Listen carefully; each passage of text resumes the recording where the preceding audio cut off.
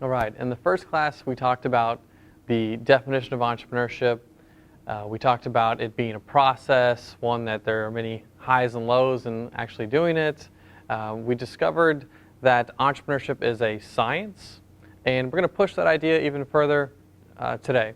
And that we look at the theories of entrepreneurship and the development of these theories in the field, and set that as the context or foundation for the entire class. Okay, so I want you to come to appreciate the fact that entrepreneurship as a field of science and understanding is relatively young. Surprisingly, we actually had the business disciplines kind of come online first, if you will. That's management, marketing, finance, accounting, before we ever spoke about entrepreneurship as a science, one where we do rigorous academic research on the topic. We build theories of understanding of the subject matter, and these help us make better predictions about what entrepreneurs in practice can do better to improve their business. So it seems a little backwards, but this is the state of where we're at today, that these business disciplines were built first about 60 or so years ago, and not until about 30 years ago did we actually come to appreciate entrepreneurship as maybe something special or different than each business discipline. And in fact, it makes sense, right, that maybe the reverse should have happened, where we talked about the beginning stages of something new, an idea turning into a business, before we worried about marketing, management, accounting, finance, MIS, and so on. So we're making up for this lost time in our study and understanding of entrepreneurship. And so today I want to kind of set the context of saying, what is a theory? What do we mean by that? And how does it help us both in our understanding of the topic and then our teaching of the topic as well. So a theory you should think of as just a tool. A tool, like if you were to look in a tool shed or a toolbox, you pick out a tool when you need it for a specific job. So if we have a Phillips screw that needs a Phillips screwdriver, of course we wouldn't take a flathead screwdriver out of the toolbox and try and use that for that particular problem. And the same way, we wouldn't use a theory that's coming out of biology, let's say, maybe in some cases, but for the most part, we would use that particular theory to help us understand an entrepreneurial phenomenon, right? We wouldn't try and explain how this person saw an opportunity and this one didn't without having an appropriate understanding of entrepreneurship and not something stolen or taken from another scientific discipline. Okay, so think about, as we go throughout this class and as you might choose an entrepreneurship major, think about what you're learning, the theories of what you're learning, and the times and places where you can apply them to a particular business decision. That's the best way to think about what a theory is. Of course, theories make up your textbooks. Okay, that's all textbooks are. A class that you might take in chemistry or biology or anthropology, all they are just a collection of many theories put together explaining why something is the way that it is. All right, so let's not be too complex about it. Let's make it very simple. A theory is just an explanation, right? A statement of relationships between variables that we think are important within that field. So of course in entrepreneurship, we think that variables like producing a new company are very important, but in other fields they might look at something else. And of course, as theories develop, we build off what has happened in the past. All right, so I have this famous quote, and this is true of actually entrepreneurs building their companies as well, but we stand on the shoulders of giants. The people that came before us gave us some kind of understanding of what is entrepreneurship, how does it work, how do people create value in the world, and then we refine these theories to make them better. So in this way, a theory is never done or finished, it's only ever improved. And it's never ever, or should never be seen as proven. So when you hear someone say that the theory's been proven or this theory proves X, Y, Z, that's not really the case. A theory only ever gives us evidence to suggest or support that this might be the best course of action or this is the way we can understand something that's happening in front of us. But theories improve. Our medical theories of 100 years ago, if we use them today, we would be embarrassed by them. They told us to do things like drain the blood out of a body because the blood was tainted. Turns turned out that wasn't the best theory for how to do medical practice, that we don't just want to take blood out of the body. We kind of need that to survive. So our theories just improve over time, okay? They can only be falsified. And this is a very important point about theoretical development, right? That's the term that we use with theories, that they can only be ever shown to be a part of that theory is false, right? Rather than saying this theory proves something to be true, we say that this existing theory that we have only gets us so far, but there are some errors in what we see, some maybe anomalies in the data set to suggest that this theory doesn't always hold true in every circumstance. So we falsify that theory, come up with a new one, adapt it, better. Okay? Let's be very clear on the next point that a theory is not a guess or a hunch. Theory means something very important in science and scientific development.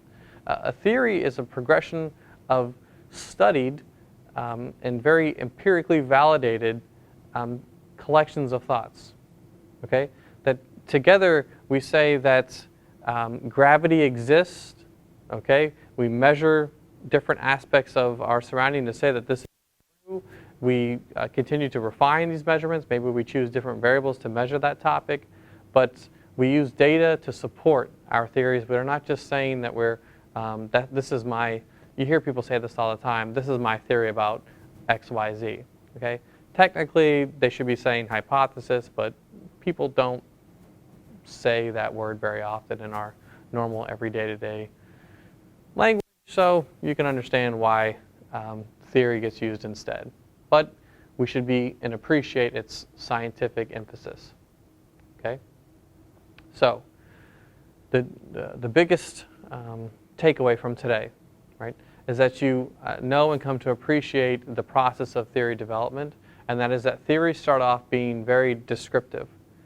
We just start off analyzing the world the way it is, and we give the example in the next slide here. I'll get to it about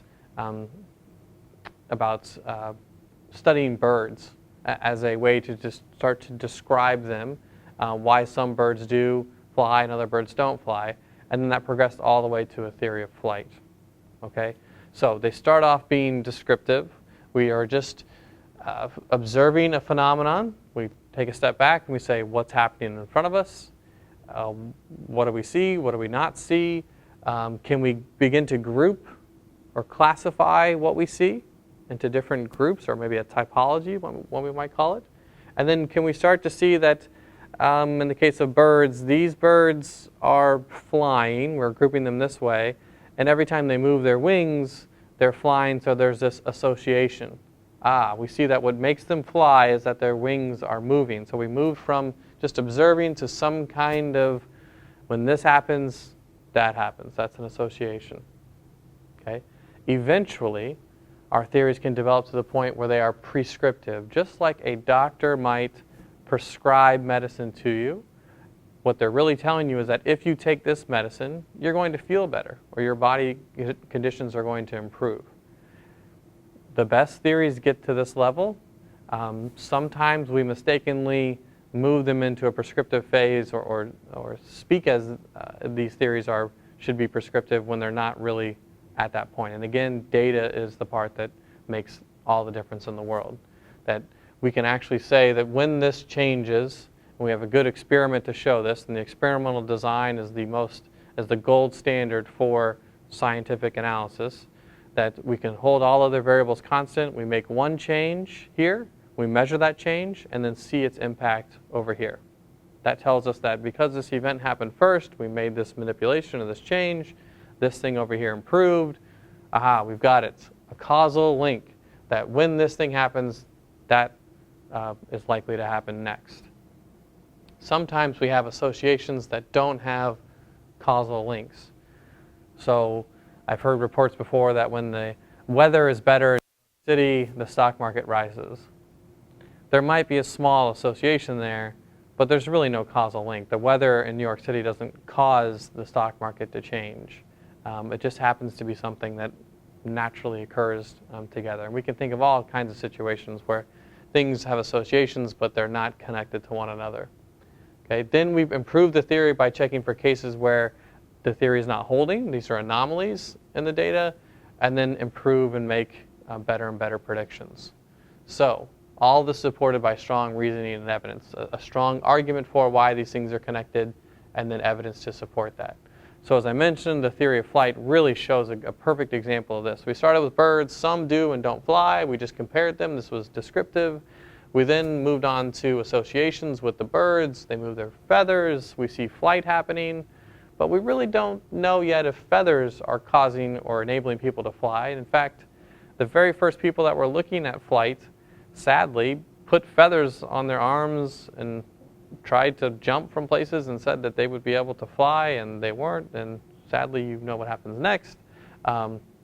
It wasn't until we improved our understanding of drag and lift and the elements of flight that we were to say, okay, it's not the feathers that make something fly, it's the drag that's created by the wings, and if you increase drag and you control other parts of what we can measure, then you can get a predictable flying machine. And today, we just study the anomalies, right? We just study when a plane crashes, what happened? What went wrong? How can we improve that plane to maybe provide some kind of measurement to help us refine it even better? Thus, thereby, kind of over decades and decades, improving our theory of flight. Okay, so it's important that we think of theory as a very scientific process. And it's one that we can apply to entrepreneurship as well. So how might we apply this to entrepreneurship? Well, we might say that we could describe some companies as being successful or not successful. That's one technique. We could look at some entrepreneurs and how they do and don't get started. Here I have a picture of Apple computer company. I've actually been there before. A really cool photo of me in front of that garage. And then Apple in 2018, their brand new headquarters. It's this unbelievable feat of engineering, this amazing, amazing facility. Might our theory for entrepreneurship or looking at organizations include how do you go from a garage to something like this?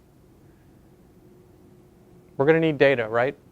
We're going to need to understand what's going on in the operations of this company. Are they teaming up engineers with business people?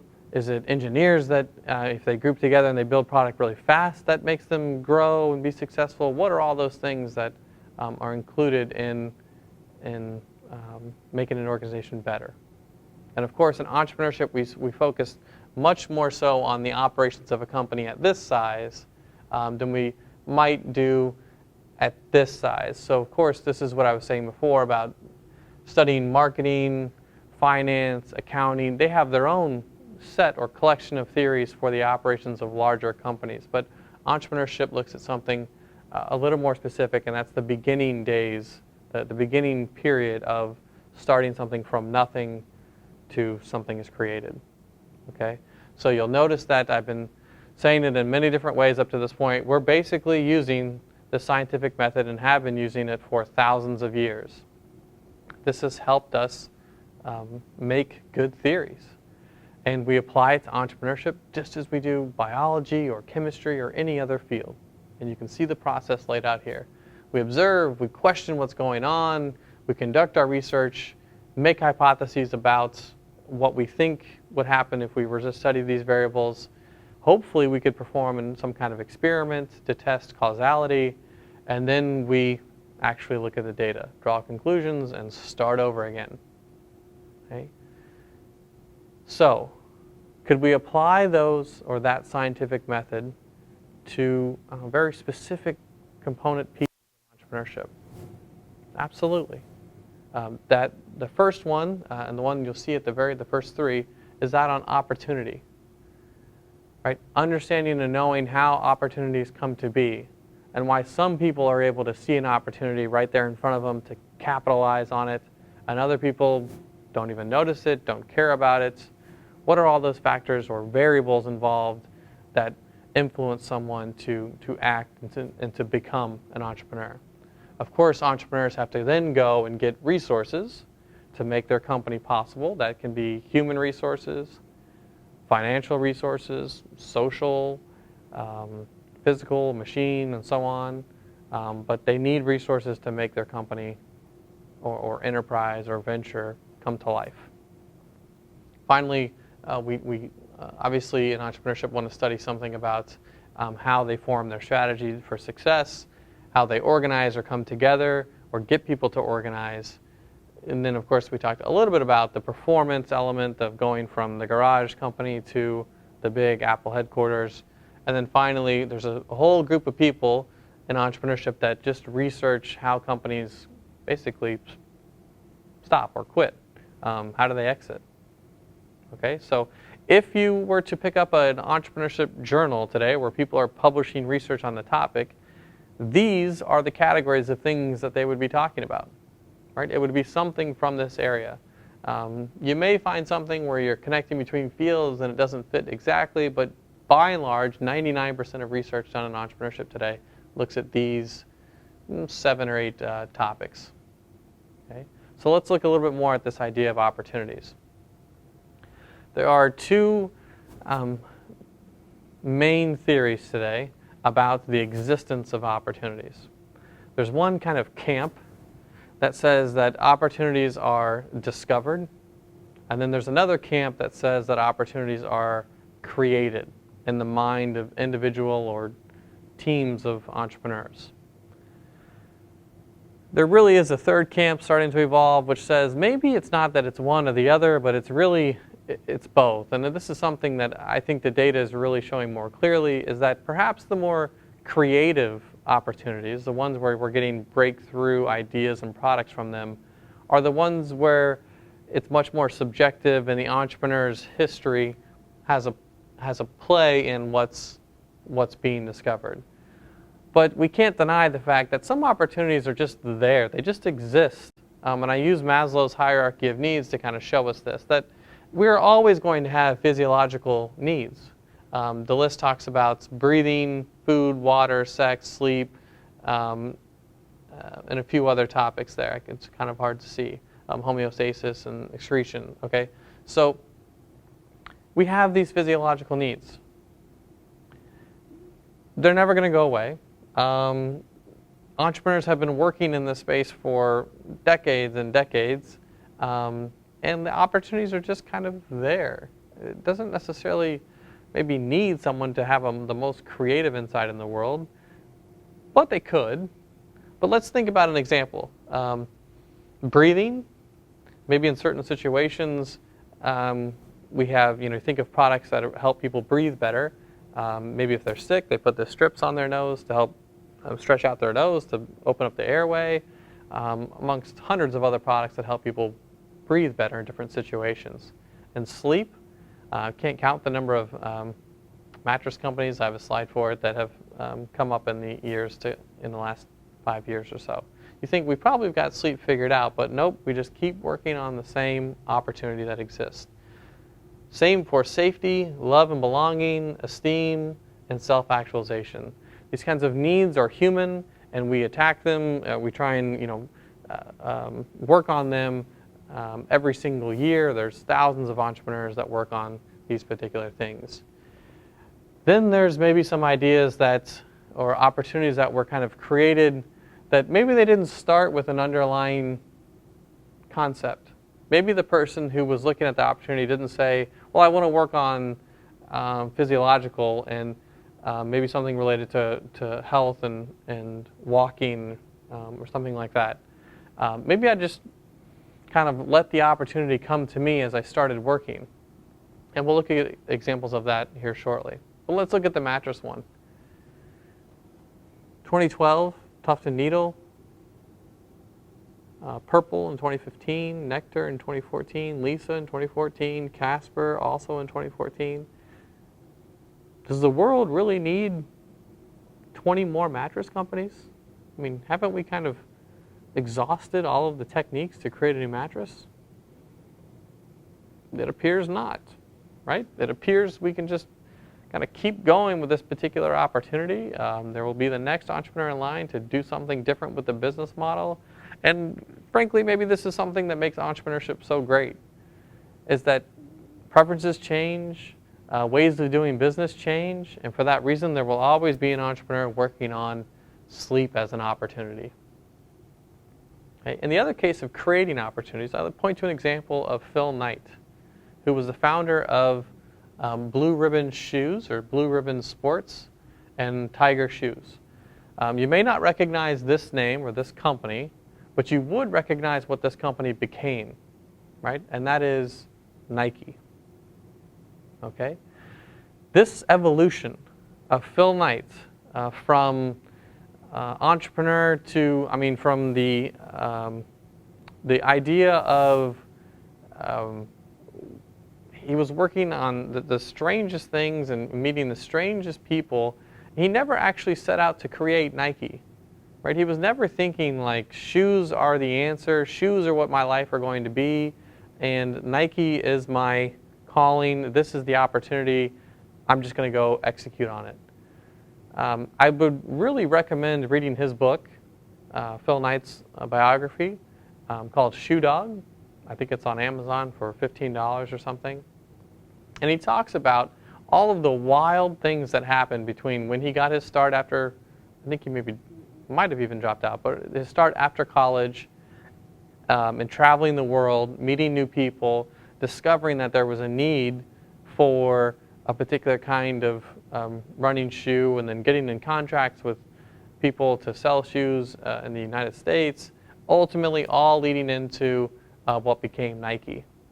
Right? Even the name itself, the Nike swoosh and the name, he paid something like $20 for the logo. And he came up with a name at the last hour where he just had to submit documents to get the name formalized, form the company, or form the brand, and he just said, we're going with Nike. Here we have the world's most valuable brand today, or one of the most valuable brands, thought of on a whim and not really studied or researched in any kind of systematic way, and it's still got to where it is. Okay, so it's important that we appreciate the kind of research and science that's been going on over the last 20 or 30 years on this idea of opportunity. Because if we can unlock how opportunities are discovered and then exploited, we can begin to understand how we create more value in society. That's the goal. That's why we do this research. Just like someone in biology will do research to understand how a plant grows, gosh, wouldn't that help us to know how plants grow, because then we could grow more plants more easily and maybe feed more people from this understanding of how plants grow. Okay, so I want you to make special note of this definition, of this concept of opportunity. We have been refining its definition. I say we, as those people doing research in entrepreneurship, have refined it to fit, to be both specific but also broad enough to fit lots of different circumstances or situations. So we defined it as a favorable set of circumstances that creates a need for a new product, service, or business. I like to think of it as an opportunity encompasses a problem, a pattern, a need, a trend. These are all potential sources for an entrepreneur to see something and say, I can do something about that. Okay? So, this is the foundation for entrepreneurship, that these opportunities exist, that there are times and circumstances where people need things to improve their lives, and that's what entrepreneurs do. But we'll go back all the way to 1755 when we can find the first definition of the entrepreneur. Ken Stone said that entrepreneur is defined this way. He defines the role of the entrepreneurs in society as they buy goods at known prices, so they buy goods at cost, and then they sell them at unknown prices in the future. We've since refined that, but that was like the really first instance where someone stood back, observed, right? They started the first process of developing a theory. They stepped back and said, there was not birds that they were looking at, they were looking at, or he was looking at people, and he said, some people are doing this like activity over here where they're buying and selling stuff. Others are just consuming things what if we studied how these people are creating value over here? And he says, I see what's different about them, like the birds flying or not flying. These people are buying goods at known costs to then sell them at whatever the market's demanding them. And obviously the difference of those two is the profit, right?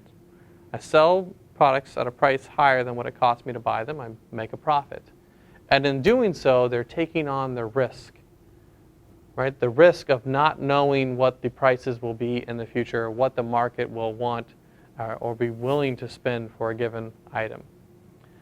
Okay, so fast forward a few years, you get to Adam Smith, who writes a very famous text called The Wealth of Nations. It has a longer name, but most people know it as The Wealth of Nations. He was the first academic or scholar to say we can model the behavior of these entrepreneurs and businesses in a given society and say what that means for a country, say what that means for a nation. How can they progress as an economy? And so this idea of an economy came to be, and the language for it came into existence. Many theories have developed since then, but look at this. Not until 1921 did we actually point to a person and say, okay, they're now really studying more about entrepreneurs. This is Frank Knight, in 21 says that, there's a difference between risk and uncertainty, and we'll unpack that difference later on in this class. So I'll leave that for later, but this is important to how entrepreneurs act. Joseph Schumpeter came along saying that capitalism is this engine of entrepreneurship, and this idea that newness drives progress, right? That innovation and reaching for the unknown is the central part of an economy, and to the extent of which a country allows someone to, or people, or encourages people to push the boundaries, the better off society can be, because they'll be pushing for progress. In 1995, and by the way, there's lots of theories in between here. I'm just pointing to a couple of them about theories of entrepreneurship to give you some examples.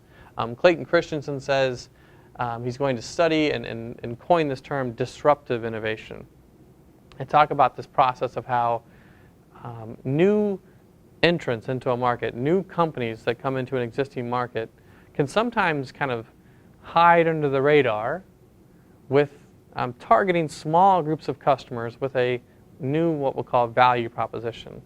And you can get that small group of customers to really, or companies can, to really love and appreciate this new twist on a product. And the incumbent, the company that exists in the market at that time, may not ever see them coming. And in fact, he says that the companies that are really big and they're servicing tens of thousands or hundreds of thousands of companies, they begin to change their structure as a company to be very bureaucratic and to only meet the needs of their best customers, thereby potentially missing it when new companies come along and start nibbling at the edges, if you will, right? Finding those groups of customers that big company is overlooking. And so while the small one grows and grows and grows, the big one says, oh my gosh, what's happening? They didn't even see the one coming. And we have this process of disruptive innovation, coined in 1995. And it was his study of the computer or microcomputer industry where he saw this continuous pattern. So here's Clayton Christensen saying, I want to observe how companies in this particular industry come to be. How do they grow? How do they compete? Why is it that the big companies didn't see them coming? All right, so that's an awesome way to describe theory, development, and entrepreneurship. He sees and observes what's happening in the microcomputer industry. He gathers data to actually support his arguments. He reasons that the big companies are not seeing these new ones coming, and he wants to know why that's happening. Okay, and so thereby helping him generate his theory for what I just described before.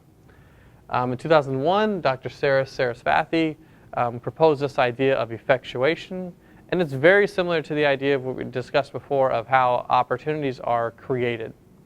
That her argument goes, entrepreneurs generally don't know where they're going until they get started.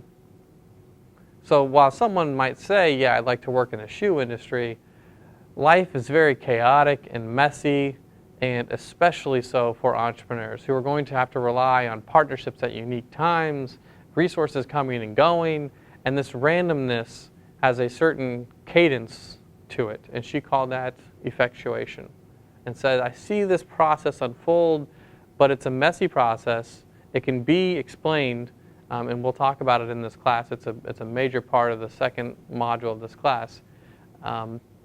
But we can begin to develop a theory around it. So now there are probably hundreds of people, scholars, that research the topic of effectuation. Same is true for these two gentlemen. I've actually met all three people here, Sarah Spathy, McMullen, and Shepard. Really great entrepreneurship scholars, and they're, again, trying to push the boundary of saying they understand and can appreciate how the entrepreneur is maybe different from the non-entrepreneur, or the person who doesn't want to, doesn't have the need, or isn't pushing themselves to or care about becoming an entrepreneur. And so really that theory was just about how entrepreneurs form thoughts and beliefs about whether an opportunity exists and why they act on them. So this was just to show you that the theories continue to develop over the course of a long time, but not until recently are we really pushing to understand more in this area. Okay, so I talked about Schumpeter and the process of creative destruction. I talked about Clayton Christensen and disruptive innovation. Let's go back to Schumpeter just real fast. His theory was one of the first to say that opportunities just exist. Okay, so this was connect back to an earlier idea that Clayton Christensen said, that Joseph Schumpeter said, opportunities, they're just out there, right? And it's the role of the entrepreneur to just see it, and in this case, I'm just showing you the visual. They just look at the apple and they say, I want the apple, or I want that opportunity, it's mine for the taking. We've since evolved that theory, but at least he may have been a little bit more accurate about the idea of this creative destruction, about it being the essential force of capitalism. And again, the idea is that as new companies come along that push the boundary, let's call it Elon Musk and Tesla, that we show electric cars are not only possible, but better in almost every way to a internal combustion engine vehicle, right? That what's going to happen next is, if the car company and others follow suit, is we'll start to see the existing structures of gas stations and the way we understand movement of people through the cars we've had for the last 100 years to a new system where instead of going to a gas station, you go to a battery swap station. Right? You pull your car up, they take the battery out, they plop the new one in, and you're on your way. That's going to change things about how people think of society, living, and so on. So we'll not only change the economic structure of how we buy cars, or maybe in the future we actually won't be buying cars, we'll be leasing them to each other. Not leasing, but allowing others to rent them if needed. So we'll be thinking of transportation as a service, right? Just like we think of software as a service. Like, I just need the software for this day, you just need a car for this day, and you actually own the asset. That's happening with vehicles. We're going to change both the economic structure and our social structure. And we just live in this ongoing creation system, right? Where the past influences us to create the future, and it just kind of cycles on and on. Okay? This was this process of creative destruction, just one more quick example of Blockbuster and Netflix. You can see what happened to the number of employees in the videotape and disc rental industry from 85 to 2015. So 1985 to 2015, there were 80,000 people in 1985 that worked in the video disc rental industry. You could see it, wow, the social structure and economic structure rising around videotapes and how people get access to this kind of entertainment, and then boom, on comes Netflix and the way we consume that kind of media today. Right? 1 in every 4 firms on the Fortune 500 list didn't exist 30 years ago. Okay? This is just incredible that what we see in then modeling our economic structure is that it just continues to speed up. And it should make you think, it makes me think, what's next for our economy if entrepreneurship is this process of ever increasing, more intense drive of the economy to create new things. Okay? Every 88 days, and maybe it'll be 50 soon and 30 soon, a new firm is going to come along that replaces one of the big Fortune 500 companies. So the Fortune 500 list is just the list of the top 5 revenue companies in the world or in the U.S. Okay. The example of social destruction again, Facebook. You can imagine how much Facebook has changed our social landscape of how we meet people, how we determine their interest. We now think it's just acceptable to message people that we haven't met before on an online format, when before when the internet first came along, that was and it still kind of should be monitored, but that was a major no-no, right? You don't just send messages back and forth between strangers, and today we think of it as almost normal, right? So this is our social fabric and institutions changing rapidly by entrepreneurship. Just a few more notes on it. Look how it took 75 years for the telephone to reach 50 million users. It took the radio 38, the TV 13, internet 4, Facebook 3.5, Angry Birds 35 days to reach 50 million people. We're building infrastructure as well as seeing entrepreneurship and the rate of entrepreneurship increase over, again, this is the course over human history, not just in the last few years, but over the course of human history. We're also seeing that, if we build infrastructure, we can speed things up faster. So we have the internet, we have Facebook and many other products like it. Angry Birds is able to get to 50 million people in 35 days because of the wealth of opportunities and ways that people can find things online today. So, summary. It's speeding up. It seems to maybe hitting a new evolution soon in terms of entrepreneurial behavior and action in the wave of new technologies like artificial intelligence and machine learning. I'm as confused, maybe excited, or maybe in some cases nervous or scared as the technologies as everyone else. But it doesn't seem like we have too much of an option. We built the institutions in the U.S. to promote progress, so people will go for progress. What that means for us is up for us to decide, but it's moving fast. Okay, we might make predictions about 50 years from now. What does our world look like? If we look back 50 years, we can know that it's going to look a lot different than it does today. Right? That we know for sure. All right, so finally, just a review to go over everything today. There are many, many theories that exist that span the entire entrepreneurial process, from how are opportunities discovered or found, all the way to how is it that people choose to exit their company. And it's important that we study each one of these in great rigorous detail with data and the scientific method. Okay? We talked a lot today about how opportunities can be both discovered and created, but maybe there's a third theory today that we talked about, that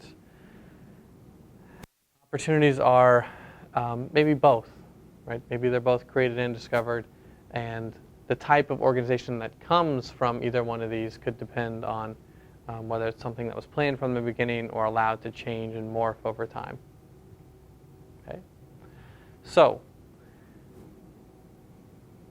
this is our context for the class. It should be now that when we talk about all these topics throughout the rest of the semester, that we have a great understanding and kind of grounding in the science and can appreciate the rigor of which we study these particular topics. Thank you for your attention.